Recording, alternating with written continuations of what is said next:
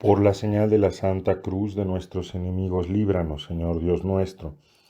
En el nombre del Padre, y del Hijo, y del Espíritu Santo. Amén. Señor mío y Dios mío, creo firmemente que estás aquí, que me ves, que me oyes. Te adoro con profunda reverencia. Te pido perdón de mis pecados y gracia para hacer con fruto este rato de oración. Madre mía Inmaculada, San José mi Padre y Señor, Ángel de mi guarda, intercedan por mí. Durante la Cuaresma hay algunos temas que son esenciales para nuestra conversión. Uno de ellos es el tema de la oración, que es el tema del que Jesús nos habla hoy en el Evangelio, al enseñarnos a orar con la oración del Padre Nuestro, que es como la hoja que se pone detrás de la hoja en blanco, la hoja rayada que se pone detrás de la hoja en blanco, para que podamos escribir derechito, ¿no? Una oración, toda oración cristiana está finalmente inspirada en esas 7 peticiones del Padre Nuestro y que en otros momentos hemos meditado una por una. Hoy quisiera detenerme en un aspecto que es esencial de la vida cristiana y se la podemos formular como una pregunta. ¿Cómo recibir la gracia del Espíritu Santo? ¿Cómo permanecer siempre abiertos a su acción? Y de entre las muchas maneras en que podríamos responder a esta pregunta, la primera y más esencial es justamente la de a través de la vida de oración. La finalidad de la vida cristiana es adquirir al Espíritu Santo, decía, ahora que estamos reflexionando tanto sobre la situación de Rusia, también en Rusia, sin embargo, hay una grande beta espiritual, y así decía Serafino de Sarov, uno de los más grandes santos de la Iglesia Ortodoxa rusa, que se murió en 1833. La finalidad de la vida cristiana es la adquisición del Espíritu Santo. Y un sacerdote carmelita francés, también un sacerdote muy importante que fundó el Instituto Notre-Dame de Vie, el padre Marie-Eugène de l'Enfant Jésus, afirmaba que la unión con el Espíritu Santo no es un lujo de las vetas de la vida espiritual, no, es el primer acto y la primera necesidad. Por eso es que para nosotros es tan importante descubrir cómo podemos hacer nosotros para permanecer siempre abiertos al Espíritu Santo. Porque algunas personas piensan que ser cristianos consiste en el hacer muchas cosas o un determinado número de cosas, y que más se hacen y más es cristiano, ¿no? Ir acumulando prácticas de oración o ir esforzándonos por vivir la caridad, sobre todo entendida la caridad como beneficencia, hacer cosas por los demás, especialmente en el ámbito de los bienes materiales. Y esto, quisiera que lo entendiéramos de una vez por todas, no corresponde absolutamente al Evangelio. Lo que importa en la vida cristiana no es el botarse así a una actividad extrema en muchas obras exteriores, sino descubrir y practicar las actitudes y los comportamientos que nos abren a la acción del Espíritu Santo.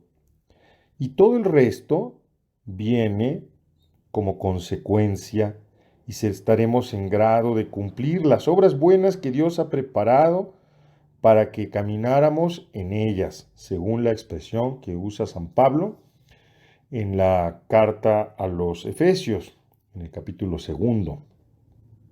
en el versículo 10.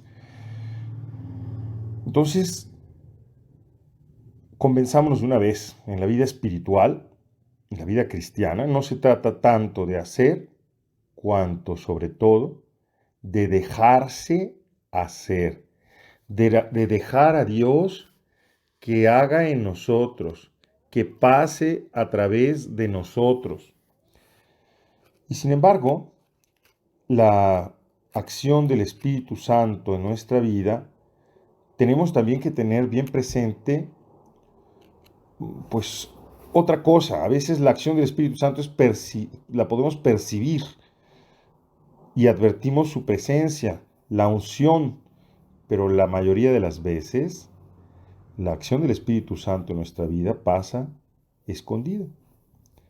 Sí, a veces el Espíritu Santo nos enriquece también con algunos dones, carismas, gracias, inspiraciones, pero a veces también nos empobrece, nos hace tomar conciencia de nuestra miseria radical y no es necesario medir la acción del Espíritu Santo con criterios superficiales. A veces esa acción escondida y que no es sensible es la acción más eficaz del Espíritu Santo. A veces es una acción gozosa, a veces es una acción dolorosa, pero poco importa que la acción del Espíritu sea percibible o no lo sea, que lo percibamos o no lo percibamos, que nos consuele o que nos ponga en una prueba difícil, pero que siempre será fecunda.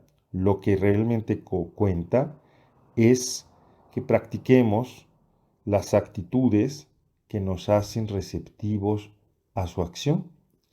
Y por eso creo que, como decía Santa Teresa de Lisieux, el mérito no consiste en el hacer ni en el dar mucho, sino más bien, fíjate bien, en el recibir, en el amar mucho. Tenemos necesidad todos de aprender a recibir, de recibir amor, de recibir afecto, de recibir cariño, porque el don realmente se completa cuando el don es aceptado. No es solamente el dar las cosas, sino que el don se hace don cuando el don es aceptado. Nosotros tenemos pues que aprender a recibir.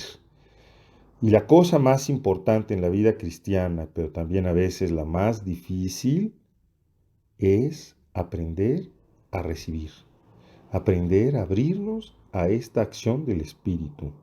Porque nos puede ocurrir que nos cueste trabajo donarnos, porque estamos en realidad encerrados en nuestras avaricias, en nuestros egoísmos, en nuestros miedos, pero a veces también nos cuesta trabajo donarnos porque nos cuesta trabajo recibir.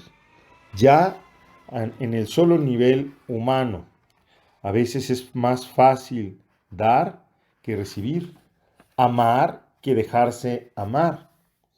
Dar puede ser una posición de ventaja para nuestro orgullo.